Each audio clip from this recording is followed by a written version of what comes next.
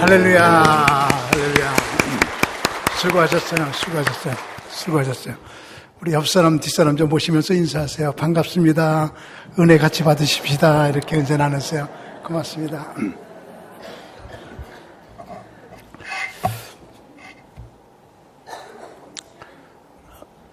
민족적 명절 추석을 맞이해서 모두가 다 민족적 대이동을 하면서 추석을 즐겁게 지내시기라고 생각이 됩니다. 오늘 저는 여러분과 함께 징계에는 하나님의 속셈이 있다, 이런 제목으로 말씀을 드리려고 해요. 하필이면 왜 추석 설교로 징계라고 하는 좀 기분 좋지 않은 이야기를 여러분에게 드리려고 하느냐면 이유가 있습니다.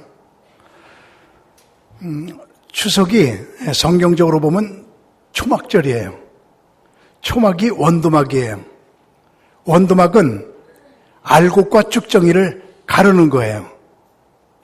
그래서 가장 축복을 많이 받는 계절이고 가장 저주를 많이 받는 계절이고요. 우리에겐 저주하고는 관계없어요.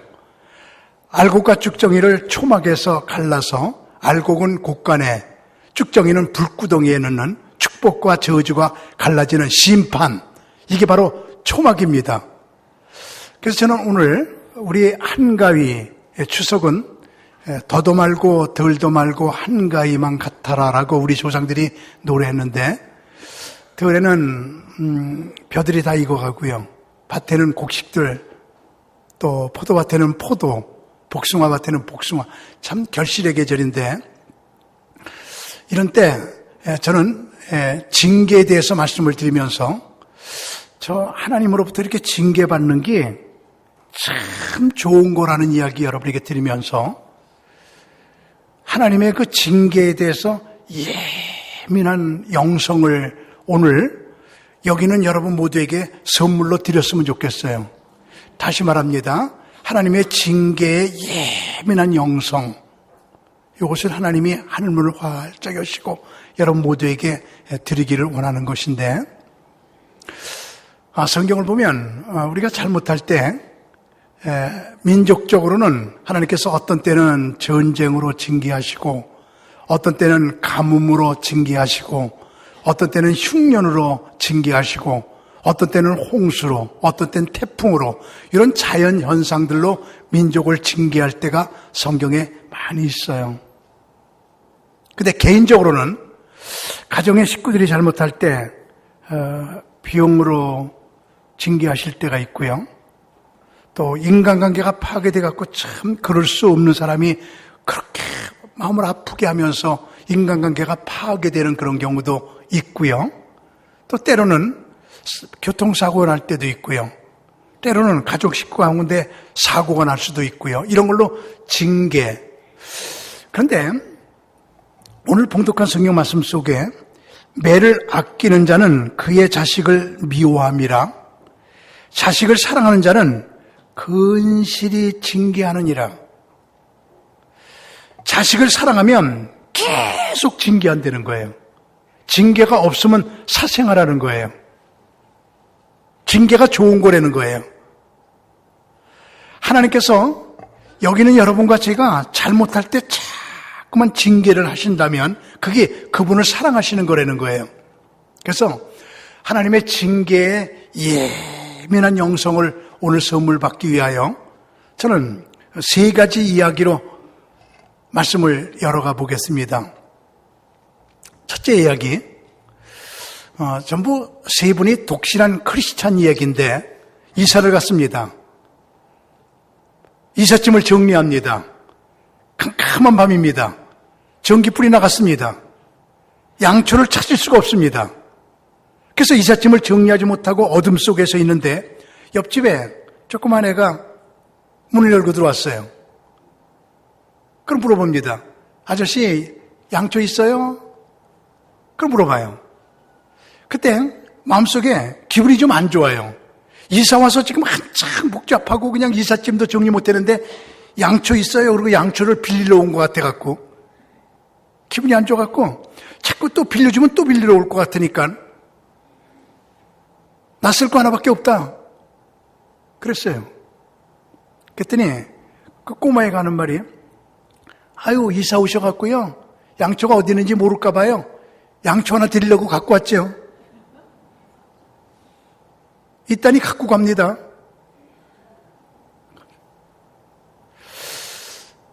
그때 자기는 양초가 어디 있는지도 모르고 찾지도 못하면서, 아, 내가 너무 사람을 미워했구나. 하나님이 내게 폭넓게 사람들을 안으라고 그러는구나. 이렇게 그 조그만 사건을 징계로 받아들이는 거예요. 이런 예민함들이 우리에게 있어야 된단 말이죠. 두 번째 얘기 좀 열어볼게요. 어느 교회 부흥회를 갔더니 여자들이 그렇게 우리 교회처럼 밥을 잘하고 우리 장로님들이 때때로 설거지를 하는 것처럼 그 교회도요, 설거지를 꼭 장로님들이 설거지를 한대요. 행주치마를 딱 앞에다 걸고 장로님들이 그렇게 설거지를 해요. 그런데 장로님들이 설거지를 하면 여자들이 한 번 더 해야 된대요.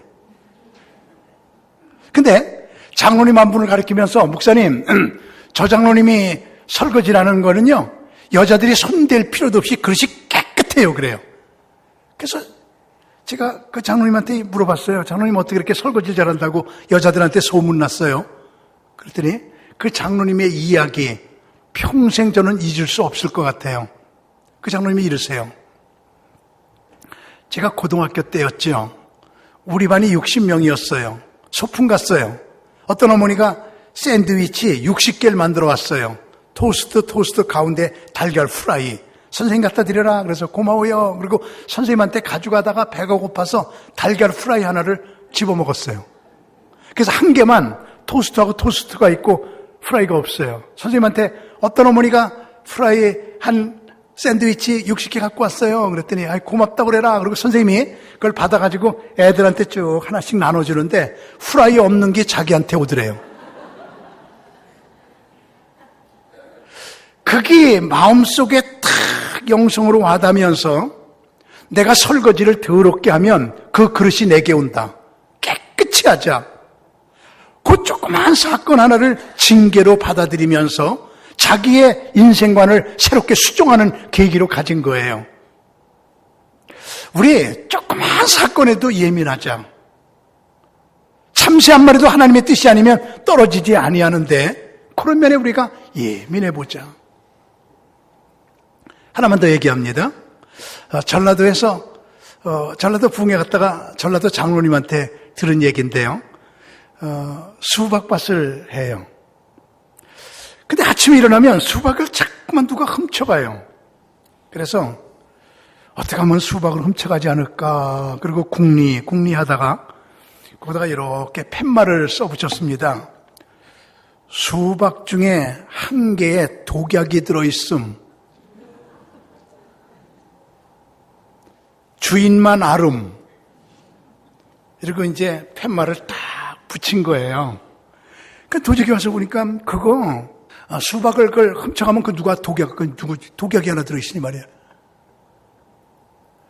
근데요, 그 다음날 아침에 가봤더니 있잖아요. 그 팻말 옆에 도적이 팻말 하나 붙였어요. 수박 2개의 독약이 들어있음. 하나는 주인만 알고 하나는 도적만 알음.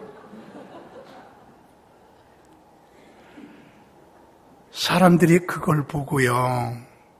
저 밭에 수박 중에 2개가 독약이 들어있다. 어떤 걸 그해 수박 농사 안 팔려가지고 쫄딱 망했대. 그 얘기를 장로님이 하시면서 좀 가난한 사람이 수박 좀 훔쳐가는 거 훔쳐가지 않게 줄 걸. 그의 영성을 수정합니다.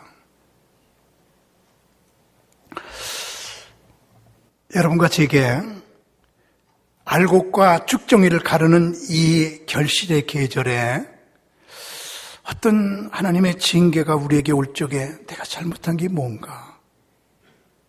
오늘 말씀 보면은 하나님은 사랑하는 자는 징계한다고 그랬거든요. 그러면서 징계의 유익성에 대해서 참 많이 말하고 있는데 성경은 이렇게 말하는 구절들 제가 한번 성경에서 쭉 뽑았습니다. 성경이 최고니까. 훈계를 저버리는 자에게는 궁핍과 수욕에 이르거니와 경계를 지키는 자는 존영을 얻느니라. 주께서 그 사랑하는 자를 징계하시고 그의 받으시는 아들마다 채찍질하심이니라. 너희가 참음은 징계를 받기 위함이라. 하나님이 아들과 같이 너희를 대우하시나니 어찌 아비가 징계하지 않는 아들이 있으리요. 징계는 다 받는 것이거늘 너희에게 아주 중요합니다. 너희에게 징계가 없으면 사생자이고 참아들이 아니니라. 히브리서 12장 7절 8절. 내 아들아, 주의 징계를 경홀히 여기지 말며 그의 꾸지람을 받을 때 낙심하지 말라. 히브리서 12장 5절. 욥기서 5장 17절은 이렇게 말합니다. 볼지어다 하나님께 징계를 받는 자에게는 복이 있나니. 우리가 잘못할 때 하나님께서 막 징계를 주셔야 그게 사랑하는 아들이고, 여러분이 자녀가 있는데 잘못할 때 그를 야단치고 채찍질하고 징계해야 그게 내 아들이지, 그렇지 않으면 사생하라고. 징계는 참으로 유익한 것이라고 성경 우리에게 말해주고 있거든요. 근데 징계를 받을 때 사람들은 보통 분노합니다. 가인이 그랬습니다. 하나님께서 이렇게 내려다 보시니까 가인의 제물은 안 받으시고 아벨의 제물은 받으세요. 원인을 알아보니까 아벨은 정성을 다해서 하나님께 신령과 진정으로 제사를 드리는데 가인은 아무렇게나 해요. 그래서 하나님께서 안 받으셨어요. 그래서 하나님께서 가인을 징계하세요. 내쫓아요. 그때 창세기 4장 5절 이하를 보면 이렇게 나옵니다. 성경입니다. 가인이 심히 분하여 안색이 달라지니. 자기가 하나님께 제사를 잘못 지내서 징계를 받으면 하나님 잘못했습니다 라고 회개하고 자복하면 하나님께서 축복할 텐데 심히 분했다. 왜 내게만 이런 징계가 오나? 왜 내게 이런 비용이 오나? 왜 내게 우리 가정만 이렇게 아픔이 오나? 분노를 일으키는 경우가 많이 있습니다. 그리고 체념하는 경우가 있어요. 하나님께서 요나를 니느웨로 가라고 그랬어요. 가기 싫다고 다시스로 가요. 풍랑이 일어나요. 징계를 받아요. 고레배 속에 들어가요. 아, 이제는 내 인생 끝이다. 체념합니다. 포기합니다. 그러나 징계를 받을 때 가장 좋은 하나님이 우리에게 원하시는 자세는 어떤 것일까요? 그것은요, 하나님이 나를 사랑하기 때문에 이렇게 징계를 주신 것이다. 하나님 감사합니다. 하나님 내가 잘못하니까 채찍질해 주시는군요. 그리고 하나님 앞에 감사하고 징계를 받아들이며 회개하는 자세, 이것이 하나님께서 우리들에게 원하는 자세예요. 어떤 목동이 양을 이리 몰고 다니고 저리 몰고 다니면서 풀을 뜯게 합니다. 근데 집에 양 한 마리를 가둬놨어요. 그리고 풀을 뜯어다가 줘요. 한 마리만은 그대로 가둬 있어요. 그러니까 이웃 사람이 가서 보니까 풀을 이렇게 먹이는 걸 보고 끼안고서 풀을 이렇게 하나하나 먹여요. 그래서 왜 그래요? 그랬더니 이 다리 좀 보세요. 다리가 부러져 있어요. 왜 부러졌어요? 내가 부러뜨렸어요. 왜요? 다른 양들은 내가 요리 몰면 요리 가고 조리 몰면 조리 가고 나를 졸졸졸졸 쫓아다니는데 이 양은요, 나 안 쫓아다녀요. 항상 혼자서 위험한 데로 가고 늑대가 있는 데로 가고 낭떠러지로 가고.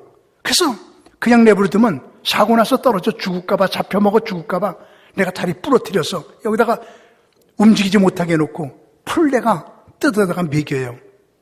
내가 이 양을 너무너무 사랑하기 때문에 다리를 부러뜨렸어요. 이러더라는 거예요. 다리가 부러져야 그 양은 살아요. 다리가 부러져야 안전해요. 징계를 받아야 안전해요. 여러분과 제게 아픔이 있고 징계가 있고 어려움이 있을 때 하나님 내가 잘못 가니까 이렇게 나를 채찍질해 주시는군요. 받아들여라. 그렇지 않으면 그는 사생하다 이렇게 말합니다. 지금 지구상에 254국가래요. 근데 그 중에서 제일 하나님이 사랑하는 나라가 이스라엘인 거 우린 잘 알죠? 하나님이 이스라엘을 선택했어요. 선민이라고 그래요. 근데 가장 고통을 당한 민족이 이스라엘 민족입니다. AD 70년 7월 9일 날 나라를 뺏겨서 1948년 5월 14일 날 1900년 만에 독립을 해요. 그래서 1900년 동안을 그냥 이 나라 저 나라로 쫓겨다니는데, 이 나라에서 쫓아내면 저 나라라고 하고 보트 피플이라고 그러죠. 이 나라에서 쫓아내면 저쪽으로 가고, 소련에서 핍박하면 독일로 가고, 독일에서 핍박하면 미국으로 가고 이러는데, 그 탈무드에 보면 재미있는 얘기가 나옵니다.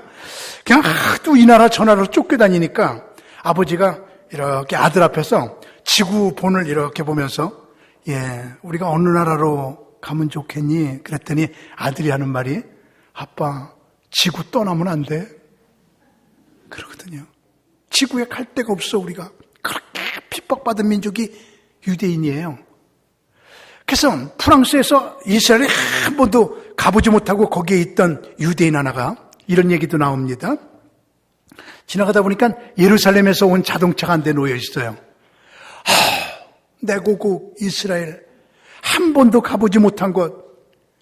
그는 칼 가져와서요, 타이어 하나를 푹 찔러갖고 바람이 푹 나오니까 거기서 그냥 코대고, 고국의 공기, 예루살렘의 공기, 내가 오래간만에 고국의 공기를 마신다. 그리고 탁 마시고 나서 또 바퀴 하나 푹 찔러갖고 바람이 푹 나오니까, 예루살렘의 공기, 예루살렘 공기, 그리운 공기. 네 바퀴를 전부 펑크를 내요. 그래서 공기를 다 마셔요. 그러고 나서 차가 주저앉아 있어요. 그때 차 주인이 왔을 때 그를 너무 감사해요. 당신이 예루살렘에서 이 차를 몰고 왔기에 내가 고국의 공기를 마셨어요. 자동차 타이어 4개 내가 다시 새 거로 바꿔드릴게요. 그리고 다 바꿔주거든요. 이게 유대인들이에요.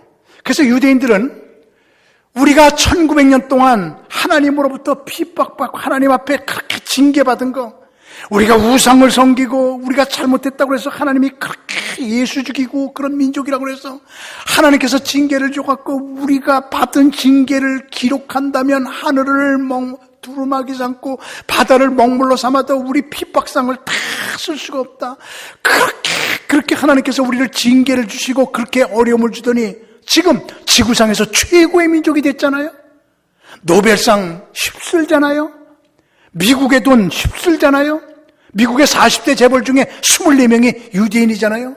온 세계 돈을 다 유대인들이 가지고 좌지우지하잖아요. 잘못할 때 징계가 있어야 참아드리고, 여러분들도 자녀를 기르지만 잘못할 때 때리고, 그래야 그게 진정한 아들이고 내 아들이지, 참아들이지. 그게 징계가 없으면 사생하다. 이렇게 성경은 말해주고 있습니다. 그래서 우리는 오히려 여러분 좀 저주 같은 얘기인데 이렇게 얘기하면 듣기 거북할 거예요. 그러나 나도 하나님 강문호, 또 우리 성도님들, 우리 기독교인들, 하나님의 자녀들 잘못할 때 어떻게 때려주세요. 어떻게 혼내주세요. 이게 바른 기도거든요. 제가 가난농군학교 김용기 장로님 생전에 계실 때 거기 가서 훈련 많이 받았습니다. 나 그분의 사상이 너무 좋아요. 하여간 그분, 우리 목사들 놓고 이렇게 훈련시키다가 기도할 때, 오 하나님 아버지, 내 다리가 범죄하거든 내 다리를 잘라서라도 바로 가게 하시고, 내 손이 잘못하거든 손을 잘라서라도 잘 가게 하시고, 이런 기도를 기도하면서 간절히 그 장로님이 이렇게 기도를 하세요. 우리가 징계를 받을 때는 그것이 우리에게 축복이 되는 것이다. 그렇게 우리가 믿음으로 받아들이라고 성경은 말해주고 있습니다. 왜 슈퍼맨 그 영화들 있잖아요. 하늘 팍 날르고 그러는 거. 그 주인공이 실제로 주인공은 그 크리스토퍼라고 하는 분이에요. 하여간 미국에서는 말이죠. 또 세계적으로 그랬습니다. 그 크리스토퍼가 나오는 영화는 인산인해를 이루어요. 영화 성공을 해요. 그러니까 그분 떼돈을 벌기 시작합니다. 매일같이 삼태기로 돈을 긁어맞다고 그는 기록을 합니다. 그렇게 돈을 많이 버는데 그 많은 돈 갖고 방탕해요. 술 마셔요. 마약해요. 더 나쁜 짓들, 나쁜 짓들. 신나게 인생을 삽니다. 하나님의 사람인데도요. 그다가 1995년 그가 말을 타고 팍 달리다 말이 장애물에 걸려서 뒹굴면서 그가 몇 바퀴 돌면서 여기에 척추를 다쳐서 전신마비가 됩니다. 몸을 꼼짝 못하고 누워있어요. 그러면서 그는 하나님, 그럴 줄 알았습니다. 내가 이렇게 범죄하고 살면서 내가 그럴 줄 알았습니다. 여러분 지금 내가 이렇게 살면 하나님의 벌이 임하지 않을까? 그럴 줄 알았다. 그런 영적 상태에 있지 않은가요? 잘 한번 보세요. 내가 그렇게 방탕할 때 하나님이 다 때릴 줄 알았지. 이게 당연한 거지. 그리고 하나님 나 어떻게 삽니까? 그럴 때 회개하고 났을 때 하나님께서 그에게 너는 영화의 전문가니까 휠체어 감독이 되거라. 그래서 휠체어 이렇게 앉아가지고 영화 감독이 돼갖고 영화를 만들어내요. 그의 영화도 히트친 작품들이 많이 있다는 거예요. 그래서 하나님의 징계받은 후에 회개하고 그의 삶이 더 아름다워졌다는 이야기가 그의 고백입니다. 우리요, 징계를 받는 자는 참 아들이라고 하는 말씀을 기억하면서 추석, 이 결실의 계절에 내가 죽정이가 되어 불덩어리에 들어갈 것이냐, 알곡이 되어 곡간에 들어갈 것이냐, 이것을 생각해보는 아주 절실한 계절이 추석이거든요.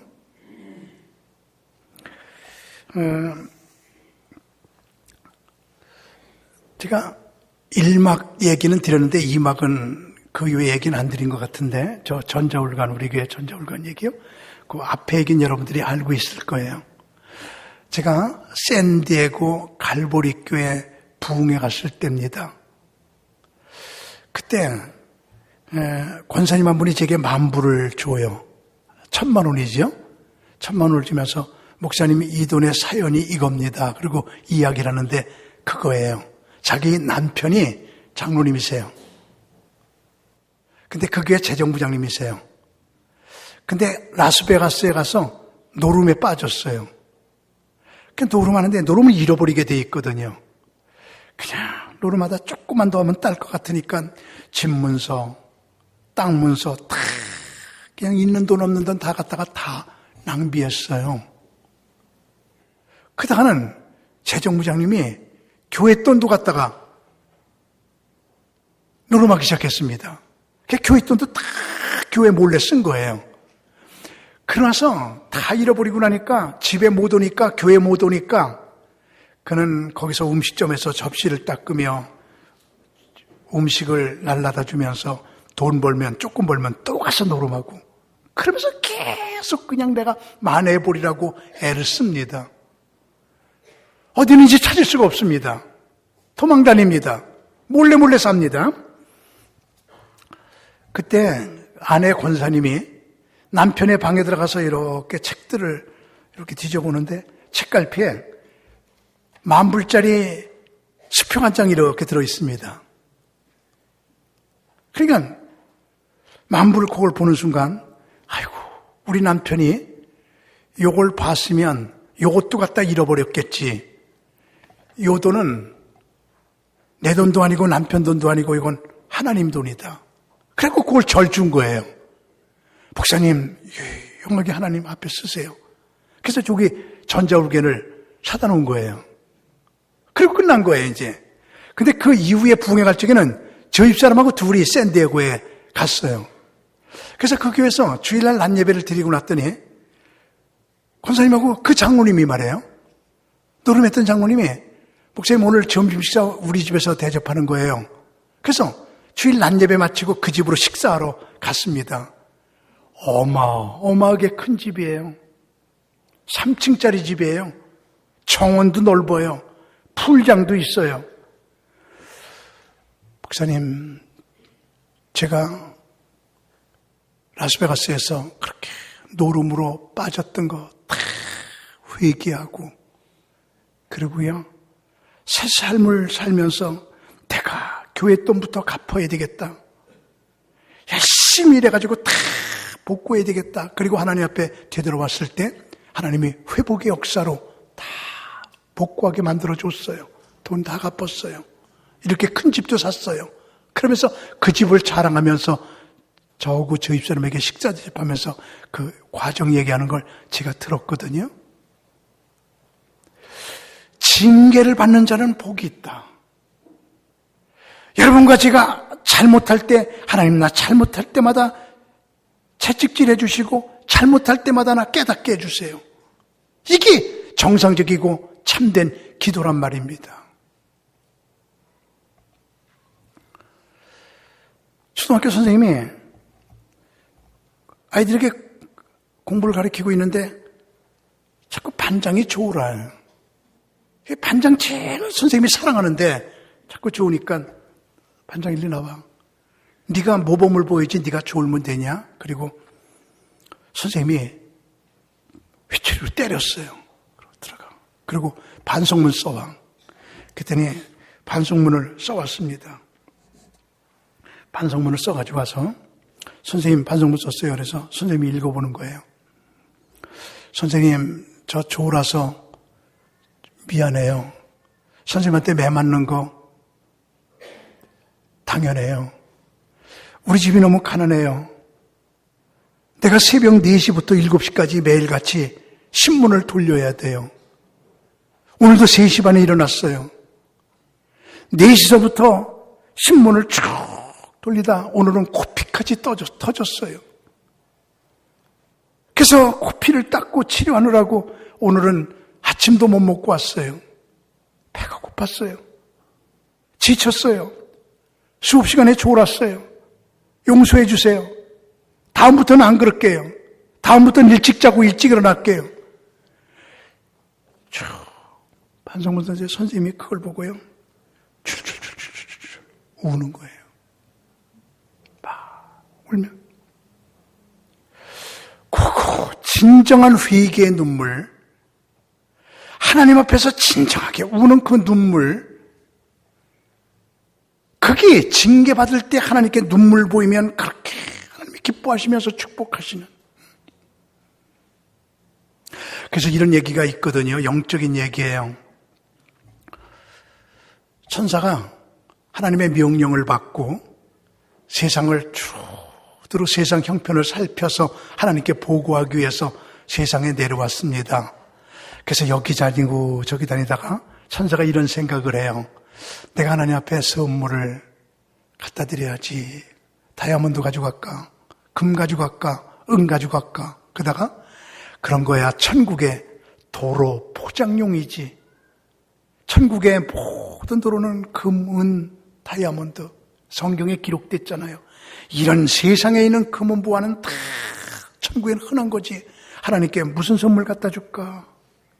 하나님께 무슨 선물로 드릴까? 그리고 생각을 하다가 돌아다니면서 보는데 한 여인이 교회에 혼자서 앉아가지고 굴쩍 울면서 나라와 민족을 위해서 기도합니다.